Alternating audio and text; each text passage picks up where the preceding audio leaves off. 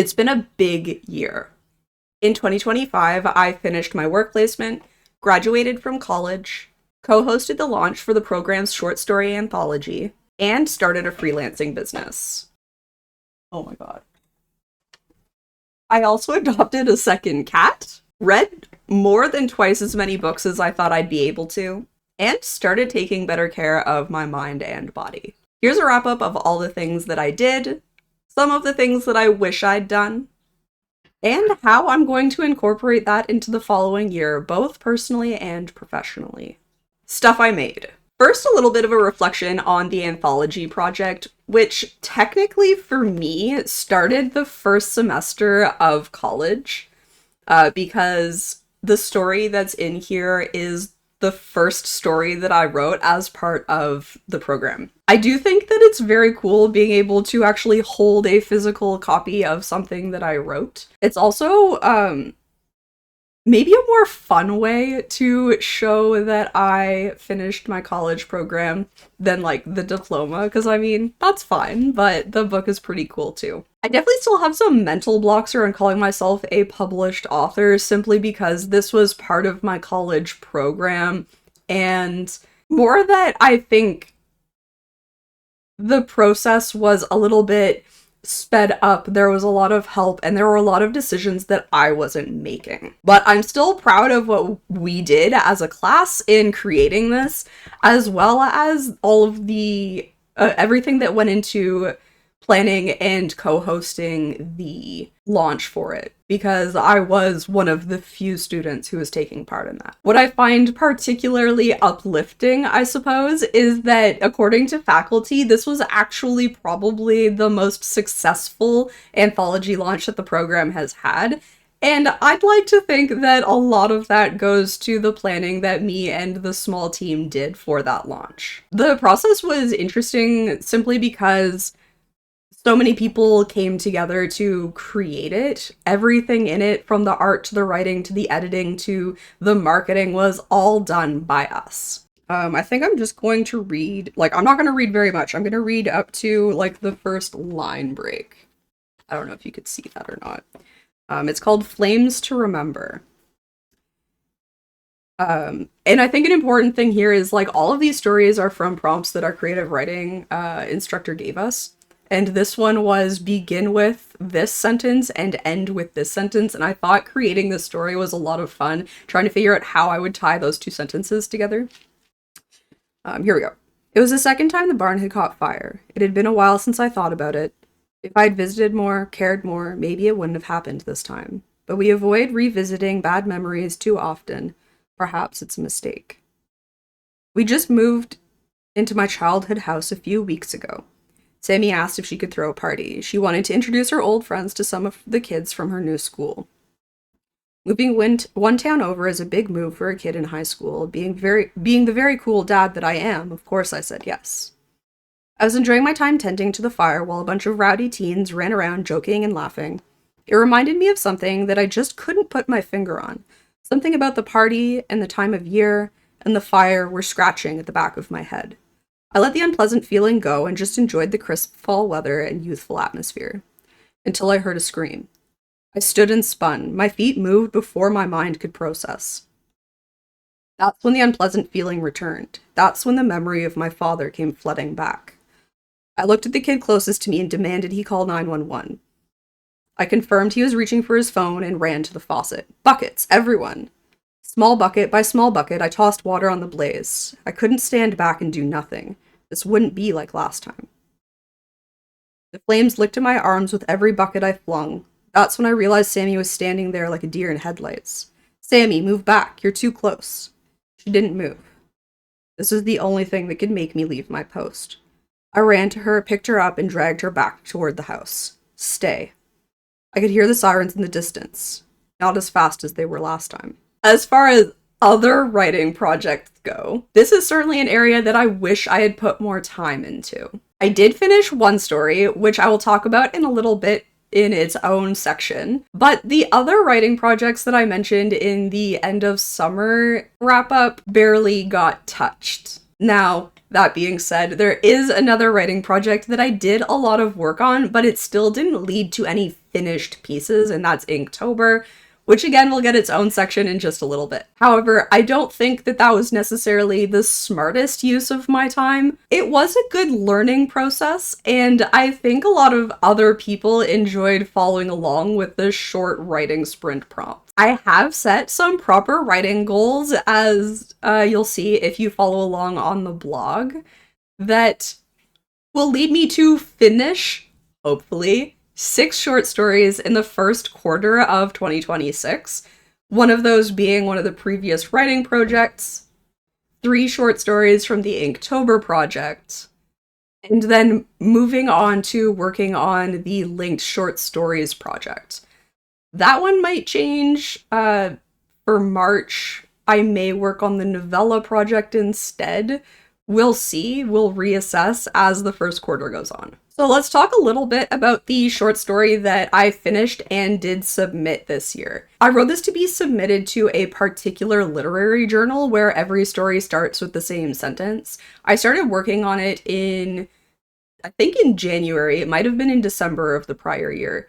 And then I used this story as part of the critique group class that we had in college, and so I got a lot of feedback on it. I did change a couple of things, and I went through a couple more rounds of editing myself, and then I submitted it to the journal. This you all knew if you watched the end of summer wrap-up, and I was sitting there kind of waiting to hear back. Unfortunately, it was rejected. But that's fine. I think rejections are also progress because it means that I actually finished and then submitted a story. And now I have the opportunity to work on it some more, shop it around, send it to some other literary journals. I just haven't done that yet. There are some specific changes that I'm considering making. Some of it from critique that I got in that critique group that I wasn't sure if it was the right direction for the story, but now I think it is. I think I need to get a little darker with it, I suppose. I will get into some specifics, but before we continue, I want to put in a little content warning for you. For grief, loss of a loved one, suicide, and suicidal thoughts. So the story's called Grief, and it's about a woman who is on her way to spread her brother's ashes. And the story kind of goes through the journey up the mountain and her getting stuck and then being emotionally stuck and kind of the parallels of those two things and breaking through emotionally just as like the storm ends and she's able to get out and get her car moving again. We see some flashbacks to recent days, both of her dealing with the early grief of her brother, which she's also still in. Like, this is like pretty quick after his death. And then also she's kind of going through, she's like racked with guilt over his death by suicide. And she's going through and realizing all of the signs she might have seen if she paid closer attention.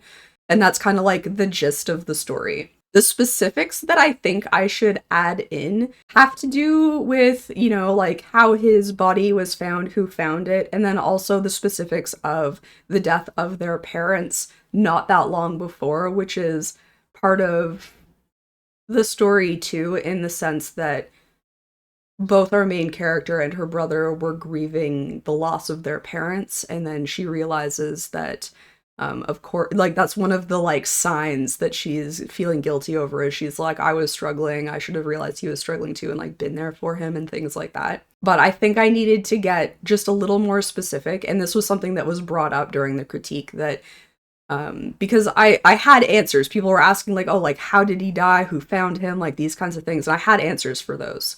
But they weren't actually a part of the story. They were just the kind of, like, internal background. And I think it might be worth it to add it in. And I will also read a sprinkle of grief. Her truck took the turns of the mountain road with ease. It was the road less traveled by most, but frequently traveled by her. This was the first time in a long time that she took the road alone. Well, mostly alone. Carol looked at the passenger's seat where an urn was strapped in. A simple marbled clay urn. Inside a pile of ashes. Loved ashes. Ashes which would never tease her or mock her again. ashes of a man she never thought about saying goodbye to. He'd been there her entire life. It crashed into her like a rock from the edge of a cliff at the bottom of a valley. She checked her rearview mirror and saw only the kicked up dirt from her tires. It hadn't rained in over a week, and she could feel the heaviness in the air. When she was younger, these roads always scared her. Being so deep in the woods and so close to the edges of cliffs spawned images of getting stuck, attacked, or soaring to the bottom that played over and over in her head. Maybe less so as an adult, but they certainly weren't gone. The darkness of the forest at night held the possibility of ghosts and monsters lurking behind every tree. The dirt roads during a rainstorm beckoned for tires to get stuck in the mud. And the further up the mountain, the fewer the trees and the stronger the wind. A gust at the wrong time, and she was sure she'd fly off the edge. It was this point she was reaching now, approaching the tree line, where trees become shrubs, become just dirt and rock. As if reading her mind, the wind picked up, and the dark clouds grew closer. The need to reach the top before the rain began became the only thing in her mind. The mental quietness didn't last long. Her train of thought slowly turned back to her passenger.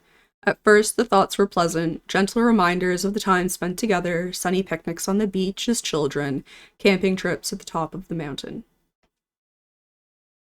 This led into memories of ghost stories around the campfire, and that night they got lost in the woods. The night they feared would be the night they died. It was uncomfortably cold, bone-chillingly damp, and their flashlight ran out of batteries early on. What started as an adventure quickly became a nightmare. They came out the other side thanks to each other. Sibling rivalry took a backseat. When the rain began, they huddled under a fallen tree, arms wrapped around each other, and that's how they were found in the wee hours of their morning by their parents' flashlight beams. It didn't make them scared of the forest. They never stopped coming up to the cabin. When their parents passed, Oscar inherited the cabin and moved in full-time. It must have been so isolating to have to drive that mountainside to get home. Was that isolation a conscious decision? Should Carol have noticed that? A flash of lightning brought her back from the impending spiral. 1, 2, 3. A deep roll of thunder. The storm is close. The final thing in this section, we're going to get to Inktober in a little while when we're talking about videos and stuff. The final project that I want to bring up is one that we talked about in the end of year wrap-up. I was talking about how the crochet bug had hit me again. And how I wanted to do this tank top and this sweater and this other sweater.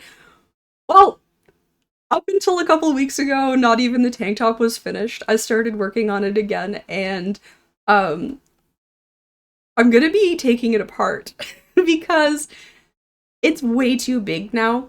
I've lost enough weight, and it probably would have been too big anyways by the nature of how stretchy crochet is and my lack of experience in knowing how to size things, but I will show you what we got done.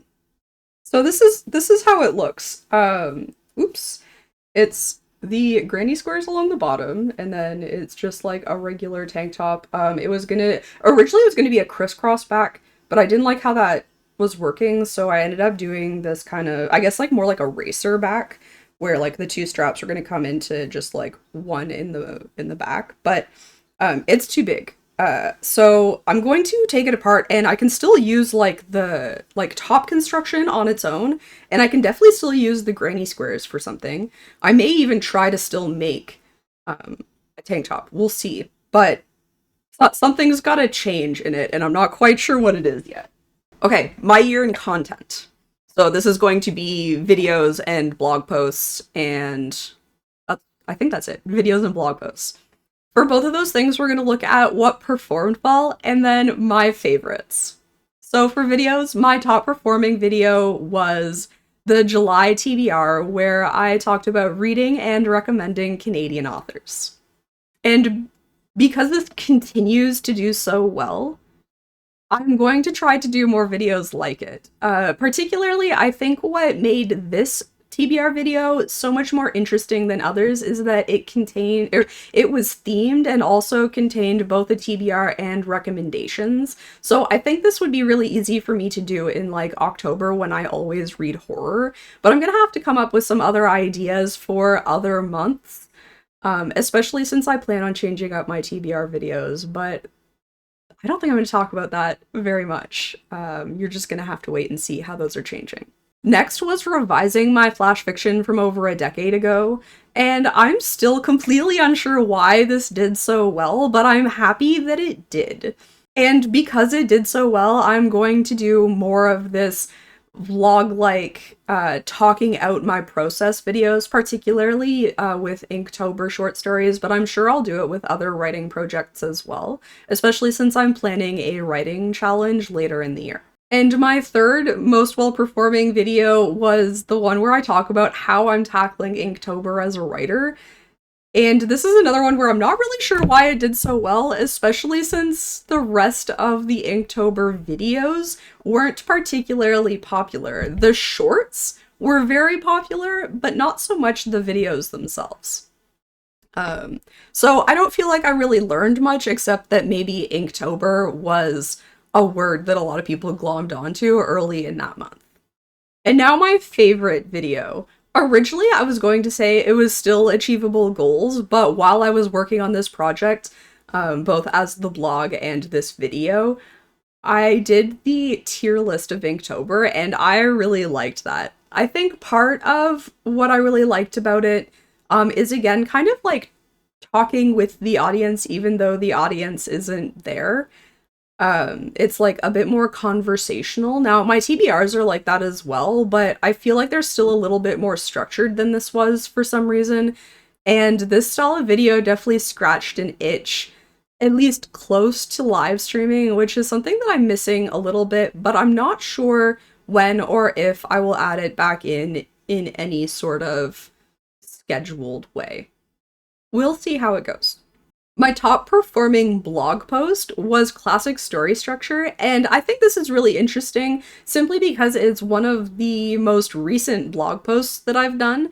So the fact that it did well is confusing because it's just had less time to gain views. So I don't know if it's the content or if I did something different with like SEO or just the writing, if it was more shareable. I'm not sure. I don't think there was any correlation between the video doing well and this blog post doing well, which would have been an interesting correlation, but I don't think that's the case. And the shorts are currently going out, so the shorts didn't do it either. I'm not really sure what to take away from this, but it is going to be a series, so I'm glad that it did well. Technically, though, my welcome post is actually the one that's gotten the most views, but because it's not like a real blog post, I didn't want to count it. My favorite blog post was the Show Don't Tell Control F, or the first in the Control F series. And I think a huge part of enjoying this one was the process in creating it. So first, it started off as it was just going to be like the only Control F one that wasn't meant to be a series, but the second that I started brainstorming, I realized that I had enough things to search, and also that they broke down into like fun categories. So that was just like a fun thing as a creator to realize that I had more content to make, but it wouldn't have been as exciting had I not actually enjoyed the way that I wrote the blog post. And so coming up with the examples for sentences, even if some of them are kind of like wild and more like showing just how different you can like make a sentence, but also how similar you can keep a sentence and make it better. It was just really fun for me to come up with those examples. And so I'm excited to continue coming up with examples for the next two Control F series blog posts. The other content thing that I'm going to talk about is the Inktober project. Which I obviously talked about a little bit in this section and in the previous section. It was a lot of fun, and the shorts were a huge hit. I do wish the videos would have done better.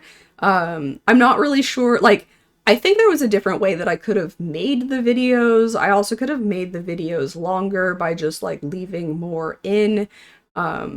If you decide to go watch them and have feedback on how you would have liked me to do them, if you like the way that they were done, I'd love to hear about it.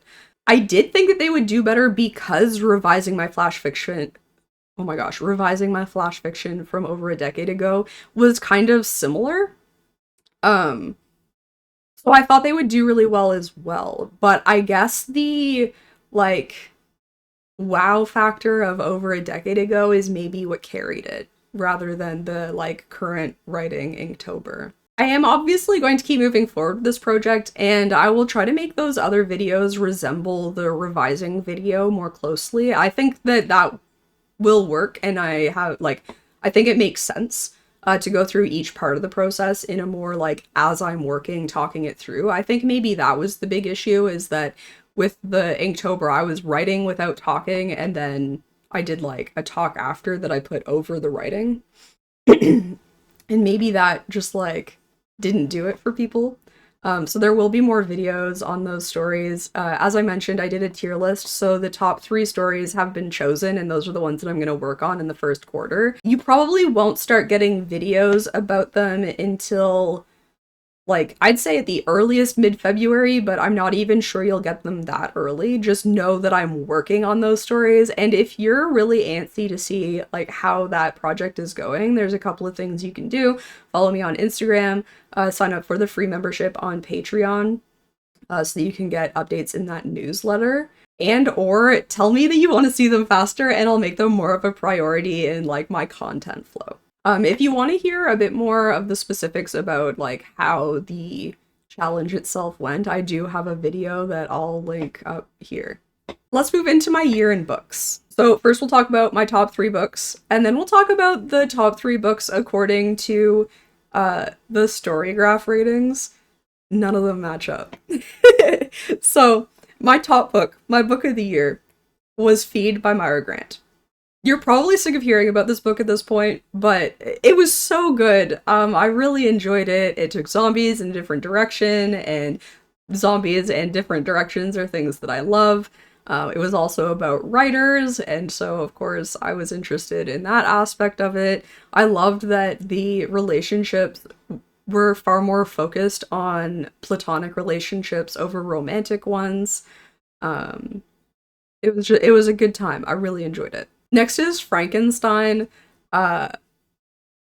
This was, I had zero idea of what this book was going into it, which seems weird, but I had heard that the book was very different from like any adaptation that existed kind of thing, and most of the stories that were shown of Frankenstein in like other media really focus on the creation of the creature and not so much on any other part. And so I wasn't expecting the creation of the creature to be such a small part of the story and to lack so many details. I feel like I'm talking too much about this. This should go into my reading wrap-up instead. But really quickly, I also think the structure was really interesting, because technically at one point we're reading a story within a story within a story, and I didn't know that that was a thing either. So that's a really interesting thing. The book made me cry, so of course it had to go in my top 3. My final in my top 3 is Coming Through Slaughter, and this again I picked partially because of its, I guess this is like less structure, but kind of, I guess, structure and content in a way, in the way that those kind of like interact. But Coming Through Slaughter is technically about a real guy, but there is not like enough information about him, so like a lot of the story is fictionalized but from best guesses, and I just thought that that was super cool because it's not nonfiction, but it kind of reads like a biography. Well, not, I guess, like a memoir, but written by not the guy. I don't know. It was really interesting. And I mean, I think it was well written and the story was good, but I also thought this outside knowledge of knowing that it's about a real guy is interesting. I did struggle to pick my top 3, because I feel like I read a lot of good books this year, but I also read some not great books. And that's something that I find really interesting about my top 3 according to the Storygraph and Goodreads stars. Not all, like, I wouldn't say all of these are like at the bottom of my list either. One of them definitely is probably my least favorite read. The other two are like were good reads. So top three, the top one was Crime and Punishment. This I thought was a really good book, but I definitely wouldn't rate it super high. Simply because I thought it was too long, and I know that that's like partially by virtue of when it was written and the style of writing at the time, but I was really interested in what the story explores. I just didn't feel it needed the 600 pages it had. And what I find extra weird about that is that I usually don't mind a slow pace. There was something else about Crime and Punishment that I can't quite put my finger on. Next is Confessions of an Igloo Dweller. This was the only nonfiction that I read this year, which I really hope to change next year because I do actually really like nonfiction. I think it was partially because I was trying to read only books that I already had and I didn't have any nonfictions that I hadn't read. This was a really good book. I really liked the structure of it. I really liked the content of it.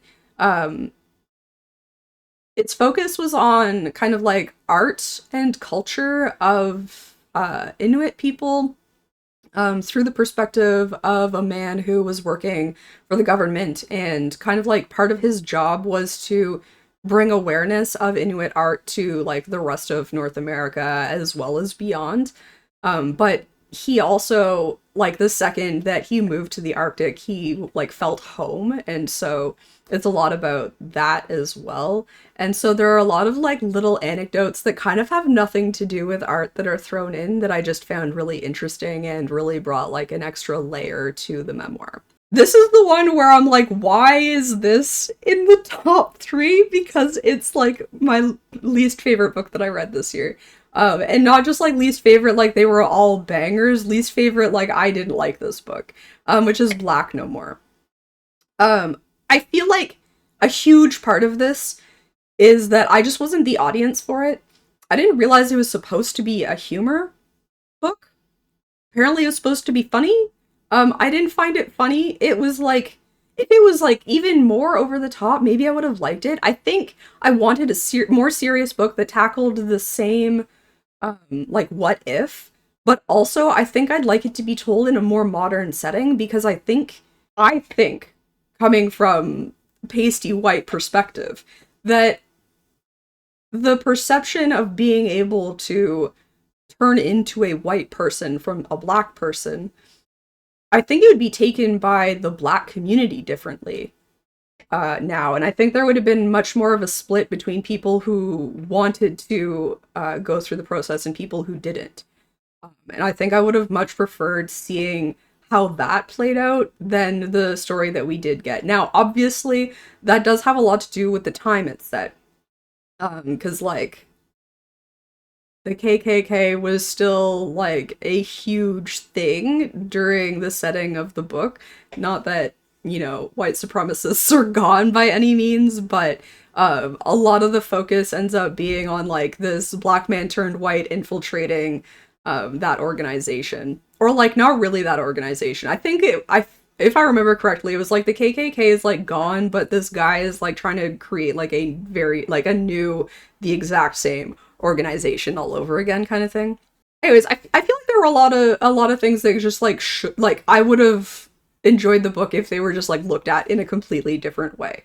Because I think the concept is really interesting, and I just hated the execution. And then, rather than talk about all of the other books that I read, I'm just going to tell you, actually, I'm going to just put in a video, I think, of the books chronologically.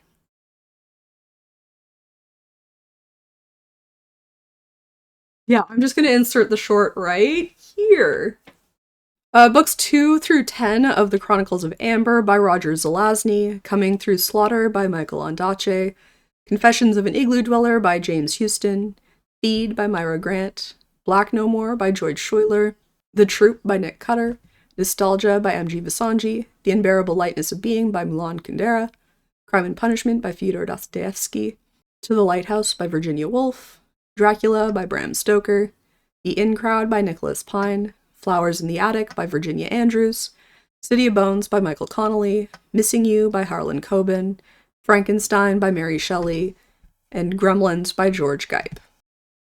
And now for some of the other media I enjoyed. So we're going to look at movies, TV shows, and video games. I did not keep up with my Letterboxd like I said I would, so it's possible that these aren't actually my top 3, but they're the top 3 that stand out enough that I remembered to put them in my top 3. So the first one is The Lighthouse. This is just a really strange movie, but it is so atmospheric, and the writing of some of the dialogue and monologues were just like, they were just great. I just really enjoyed it.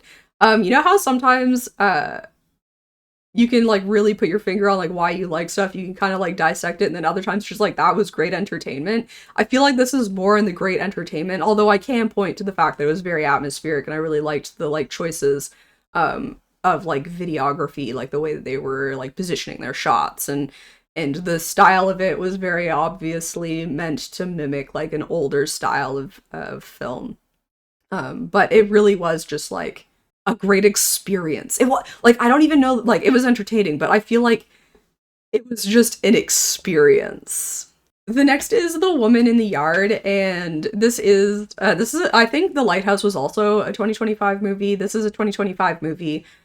The next one is not, and that's part of the reason I'm bringing it up. But I feel like this was a really good movie. It has a horror trope, for lack of a better word, in it that I always really enjoy. It's the same reason that I like The Babadook so much, but I don't want to give too much away. I feel like that already kind of gives enough away. The only real critique that I have of it is that I wasn't a huge fan of the sound design. Usually I only notice sound design if I think it's really good or really bad, and unfortunately this one I noticed because it was really bad. Maybe not really bad, that might be like too critical of it. My issue was that there were moments that I think would have been better off with silence or like very subtle like ambiance. Yeah. Like ambient sound, like more like literally like crickets. Or like a dripping faucet, or like something that's just like a realistic sound that might be happening rather than having an actual score. The score ruined a lot of those moments for me. Sometimes less is more with sound. Silence in horror film is important, I think. I think knowing when to leave things silent or like very much like just like realistic sound background is important. You don't always need music to like tell the audience how to feel. The final of my top 3 is Cabin in the Woods, which is obviously a much older movie, but surprisingly I hadn't seen it yet. Mostly because I've changed my mind on this, but for a long time I wasn't really a huge fan of horror comedies.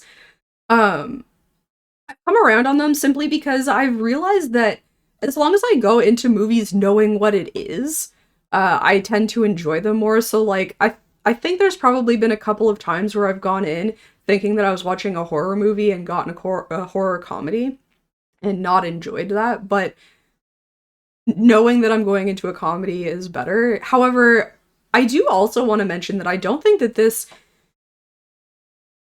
falls in the same comedy horror as a lot of comedy horrors do. Obviously one of the biggest things is that comedy horrors are very self-aware of like the genre that they're in.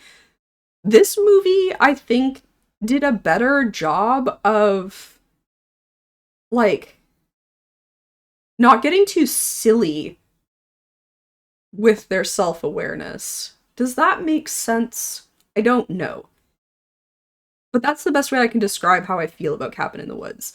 I'd love to see more in this universe, and I did notice when I was like looking up like pictures and stuff that there is a Cabin in the Woods too, so I'm gonna have to watch that soon. Top 3 shows. I talked about The Rookie before.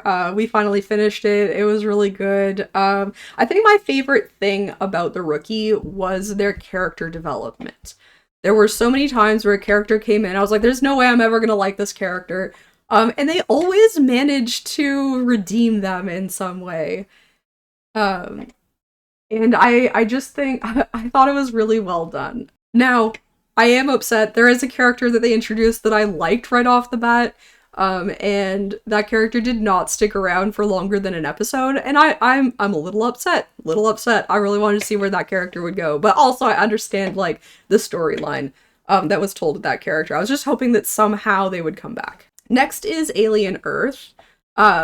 You probably know that space and aliens and stuff like that is generally not my jam, but the Alien franchise is different for some reason. I don't know if there's some sort of nostalgia there or what.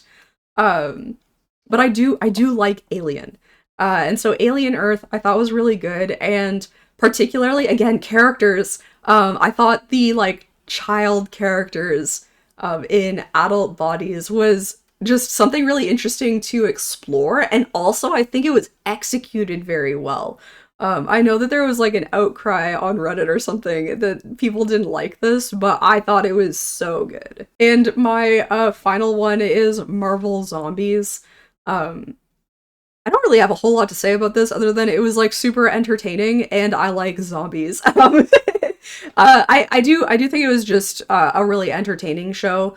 Because it was only 4 episodes, I feel like I didn't have a whole lot of time to like sit with it and have a whole lot of opinion, I guess. I didn't like pick it apart the way that I do other things for whatever reason. I just experienced it and enjoyed it. Next is my top 3 games. I think all 3 of these came out this year. The first one is The King is Watching. It's a roguelike city builder resource management tower defense game with unique mechanics.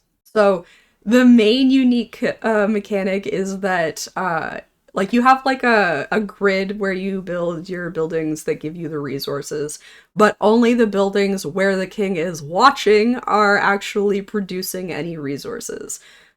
So there's a lot more like micromanagement about how your resources come to you. The other one is that there's like a prophecy mechanic, so there are like inevitable battles that are coming, but you can kind of like pick and choose when they happen. You can also choose to make them more difficult by adding enemies which give more rewards, if you think you can handle it. The next is News Tower. It's a strategy simulation management game where you manage a newspaper in 1930s New York. I did spend a lot of hours glued to this game. There are a lot of things going on. Some interesting things to mention about it are that you get to kind of pick and choose the stories that you put in your newspaper. And you can even mix up like how those stories are told. Like you can create spin, so you can have like a lefty newspaper, a righty newspaper. Now, you can choose to just make the newspaper that you want to make, but there are also factions and things that you can make happy to get rewards. It's really cool to kind of start from a very basic newspaper where you only have like journalists writing, and then typographers and typesetters and the other position. There's the people who find the stories, the people who write the stories. Typesetter and layout? Is that how that works? I think so. Either way, like you start with like these 4 things, and then you slowly get to add in things like editors, illustrators, photographers. There might be more, so that's like a really cool element of it. The other important thing I think to mention is that it's telling real stories. So it's telling real 1930s stories, and I think that's super cool. My third one is Deck of Haunts, which is like base builder by day, card battler by night, where you play as a haunted mansion. And so during the day, you're like adding on rooms to your mansion. There's special rooms, and you're basically creating like a labyrinthine mansion with your heart at its center. And then during the night, humans come in and you use the cards that you've collected to drain them of their sanity. You can hurt them to kill them, and all of this is gathering essence for you to create a larger, more complicated house. I have gone back to this a couple of times. So I played the demo as part of one of the many events, maybe a Steam Next Fest, maybe one of the other game things that I did earlier in the year. And then it released. I think I played just the demo, and then it released, and I got it, and I played it a bunch.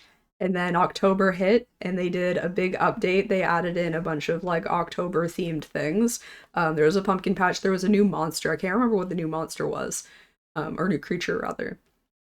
And so I played it a bunch then. And then for Christmas, they did another update where they added in Krampus, and I think they added in another room as well. I can't recall. So I have a feeling that, and they've done some other updates that have added more things to the game, just like as its like base self, that weren't seasonal. So it's been a really good game. I've really enjoyed it, and they've like continued to keep me coming back to it rather than that like one time like play a lot of a game and then like never return. I keep returning to this one. I'm also going to put out an honorable mention for a game that did not come out this year, which is Darktide. It came out maybe last year, maybe the year before. I'm not actually sure, but the game group was bugging me and bugging me and bugging me because it was on sale, and then I was like, fine, and so somebody bought it for me. So it's been a really fun game, though. I do like that style of game. I kept trying to get people to play the ones that I already had like a copy of, so like there's like Vermintide, and then also Left 4 Dead 2 I played a bunch of, which are like very similar in style of game. Definitely still learning about Darktide. We haven't gotten like super far through it, but we have played a fair amount of it, and I've really enjoyed it. And then I guess I'll throw in another honorable mention here because this was not a part of the blog post that I finished a little while ago, save for the holiday stuff. But they did also bully me into playing Arc Raiders, and I have been enjoying that as well, so... other stuff I did, I think I'm just gonna throw you a bunch of pictures and video for my birthday. If you want to see the full book haul, there is a video. But we did books, food, cribbage, and that's really all I wanted for my birthday. So my birthday is on Monday, which means this weekend, obviously, we're going to do some stuff for my birthday, and one of those things is to go to the book market, which unfortunately this location is closing, but also fortunately they're doing fill a bag for $25, so that seems like a great thing to spend part of my birthday celebration doing. So that's where we're gonna go.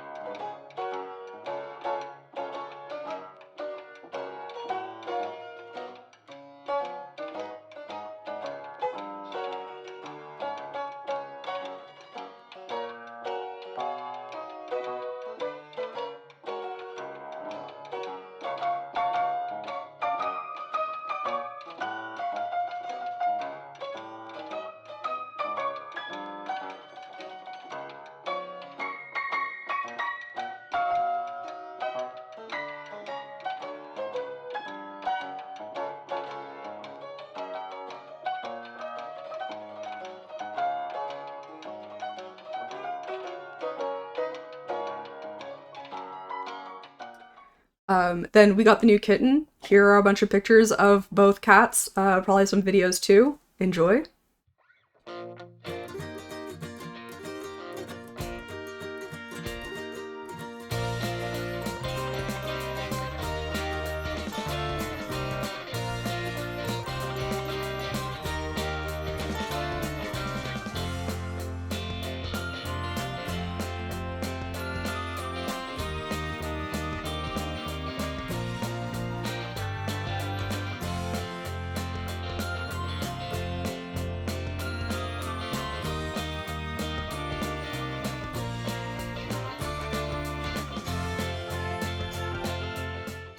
And then the holidays, which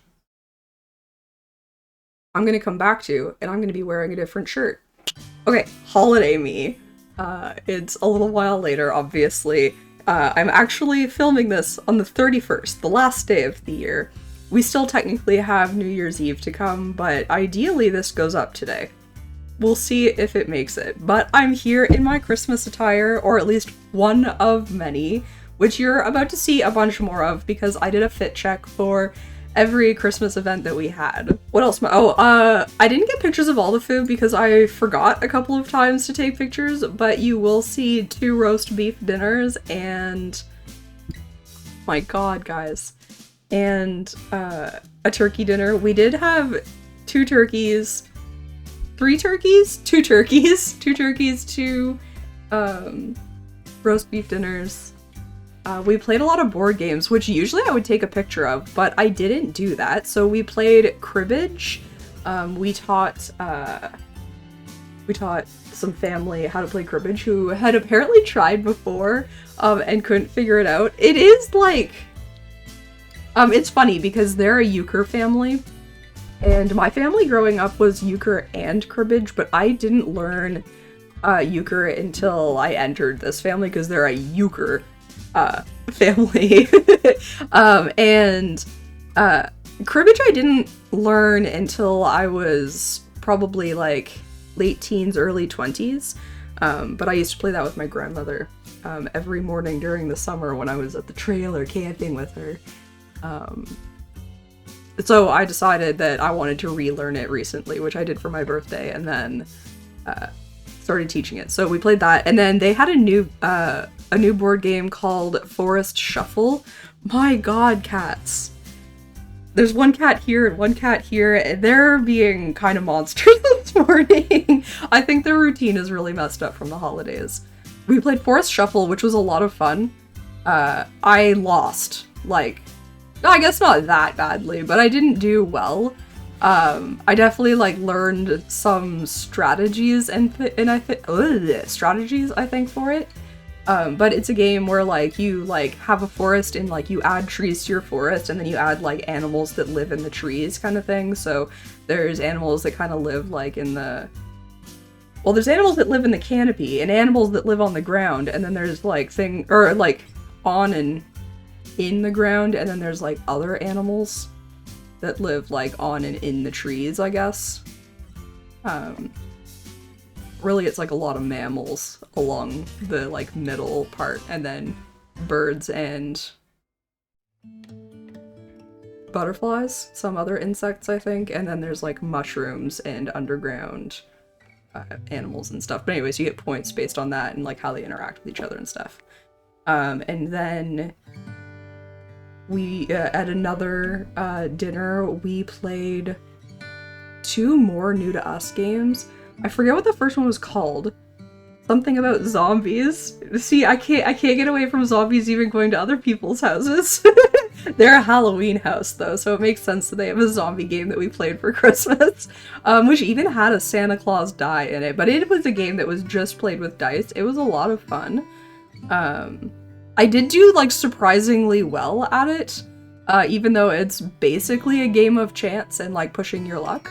And then we played Flex as well, which was kind of a maddening game. It was really hard to keep track of because like it's called Flex because the rules are constantly changing. So like the rules and the goals, so like how many cards you can have in your hand, how many cards you can play, what kind of cards, adding free actions, and then like what your goal is. So like what cards you have played like in front of you. Because then like there's also cards that like change who has what cards in front of them and stuff. It was wild. It was a lot of fun, but it was definitely hard to keep track of. But it was good. I think that was the only other board game that we played. And then I think the other thing that I have pictures and video of are gifts, but I am going to go through one gift with you, because I feel like this is a gift that a lot of you would like for yourself kind of thing, so it's kind of like themed. That wasn't a part of it. That just got shoved in here. So it's a book-themed like gift box. What's it? It's called Just One More Chapter, which like kind of makes sense based on the stuff that is in it. Some of the things like say that on it, but I'm very happy to have a new book-themed necklace. So it's got like a little open book charm on it. And then I don't really do keychains, but I got a couple of keychains. So now I feel like I need to figure out a way to like have keychains, but not on my keys, because I don't really like that. I guess just like hanging them from my purse or something. But this one says, if I can't take my book, I'm not going. You can't really see it, but it's like, I think printed on. And then I got socks with so many books, so little time. Oops, those are gone. A bath bomb that looks like a geode, which is just fun because like that puts together like books and then like, you know, kind of goes with this stuff. Put that over there. Please don't knock it down, Iggy. You can sniff it, but that was a funny one. I'll come back to that one. I'm gonna be making some aesthetic drinks for you guys, obviously, because I now have a very aesthetic little glass thing. So iced coffees and iced tea is probably gonna go in there. I mean, I'll probably drink a lot of water out of it because that's like the thing that I drink the most. I got a candle. It says "Shh, I'm reading" on it. It kind of smells like it. I don't know what its actual scent is, but it definitely has baking spices in it. It's really nice. A little pencil case. It says "There's no such thing as too many books." And then this was a funny one because I pulled it out. I was like, oh my gosh, I've been wanting to try one of these. And my mom looks at me and she's like, so you know what it is and you know how to use it? And I'm like, yeah. So she had actually like handed me a book to borrow already. And so like I opened the book and I like showed her how to use it, but it's one of those like page things where like you stick your finger through here and then you like hold your pages up so that you can hold them like wider, easier. Because holding them with just my thumb, obviously you can't come here. Obviously you can't always like hold the book fully open. And then I try to do the like holding it with like my thumb and pinky, and like my hand starts to hurt really fast. So I'm very excited to actually try using this while I'm reading, and hopefully it will help with my hands. So that was a really cool box. And then you'll see I also of course got some like fuzzy socks and some fun popcorn. The popcorn's cool because it has like fun flavors, but also it came with interesting kernels. So I'm excited to try that out.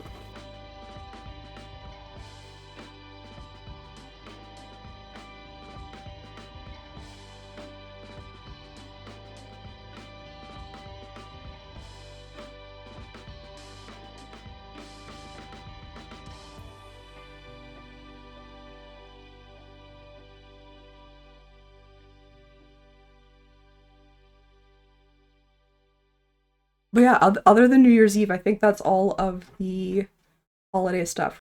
So back to previous me. So what's in store for next year? Firstly, we have my first quarter writing goals, which I think I actually already told you about, but the overarching thing is that I'm gonna finish and probably start editing a little bit 6 short stories, that or 4 short stories, and start working on the novella.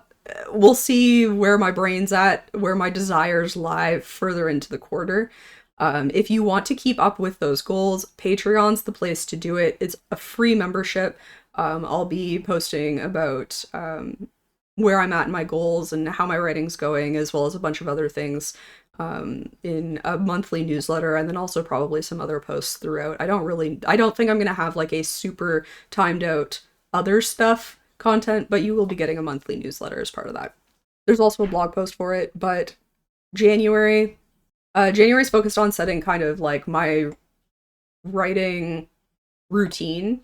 So we'll be working on one of the short stories that I already have started, and then the first Inktober one. February will hopefully have a solidified routine, and we'll be doing 2 more Inktobers, and then March is where it's kind of up in the air. Currently, we are going to be looking at the linked short stories project that I've been working on, but it may switch to the novella project depending on what I feel like doing, and going back to your goals and switching them up is the way that you should be working on them. And really the final thing that we'll talk about in this video about the upcoming year is what videos and blogs are going to be coming out. So a few of these things I've obviously already mentioned. Inktober is going to be continuing with vlogs and looking at the process of, or at least my process of creating a short story. So the outline, the writing, the editing, and we'll probably go all the way up to preparing for publication and then the updates on how that goes. There's going to be a writing challenge, which will also then, of course, have vlogs of me going through the challenge. I'm currently thinking that it will be a third quarter challenge, but don't hold me to that. Just know that the challenge is kind of set already, but I want to get some resources together for you first. We're gonna have some continued blog series, so the Control F series will continue, and I believe there will be 2 more in that series. The Story Structures Explained will continue. That one's a little bit more of a research-heavy one, and there's also a lot in that series. I think I have like 7 story structures that we're gonna look at, and some of them I'm relatively well-versed in, and some of them I learned about more recently, and so we'll have to do a bit more research. There's also obviously going to be a continued video series, so Blogs Gone Video is going to continue at most blogs. Any of the educational blogs become videos. We're going to improve on my reading recaps, and we're also going to improve on my TBR videos. I think the only hint that I'm going to give to you about that is that TBRs are going to be less frequent. I think I'm going to do quarterly TBRs, but I'm going to stick with monthly reading recaps. Any other changes, you'll have to wait and see, and I would love to hear your feedback about them when they happen, as well as your feedback about current TBRs and reading recaps as they are. Also, more and improved book reviews. Not entirely sure what this looks like, but a little bit of it I definitely talked about as far as like themed with like multiple books instead of simply just like single books and their reviews. So you'll get single book reviews still, but there's also going to be kind of like, you know, my favorite zombie books or something like that. I've mentioned a couple times that there's a Patreon, currently just a free membership. You don't have to give me anything for what's coming with that. There's going to be freebie resources. There's a couple up already that go along with setting your writing goals and tracking your writing goals for the first quarter. And then there's going to be a monthly newsletter, and then I'll probably throw up some random other posts as the months go on as well that I want to share in between those newsletters. And finally, social media is going to change a little bit. I'm going to be adding in more posts. Hopefully I'm going to try to get some more like behind the scenes type stuff going. Even more community building stuff. So if you have suggestions, definitely let me know. I do have some ideas, so keep your eyes out for that. For that social media stuff, following on Instagram or Facebook is the best way to do that. And though I've said it about a bajillion times, I'd love to hear your feedback on any of these things, anything that you'd like to see from me, from blog posts to videos to shorts, what kind of writing you want to see, what kind of videos, whatever thoughts you have, feel free to throw them out. Whether I use them or not is, you know, who knows. This was a long one, so hopefully you were able to jump around and listen to the parts that you wanted to, skip the parts that you didn't, or maybe you enjoyed hearing about all of the different parts of the media I've consumed and the stuff I've created and the things I've accomplished this year. I'd love to hear about what you accomplished this year, as well as what you're looking forward to in the next year, whether that be your writing and reading goals, or just some other fun personal things that you have coming up. And I think that's it, so I will see you next year.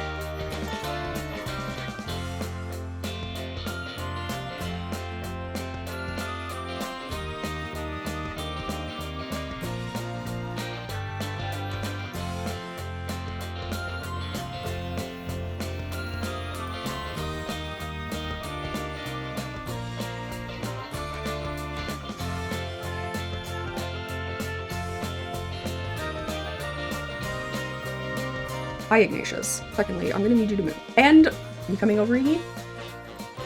I'm sorry. No, I'm very close to being done. Okay. Take hands away. I thought you were done! I'm sorry. It's fine. I'm making life a little difficult here, buddy. You're making life a little different soon.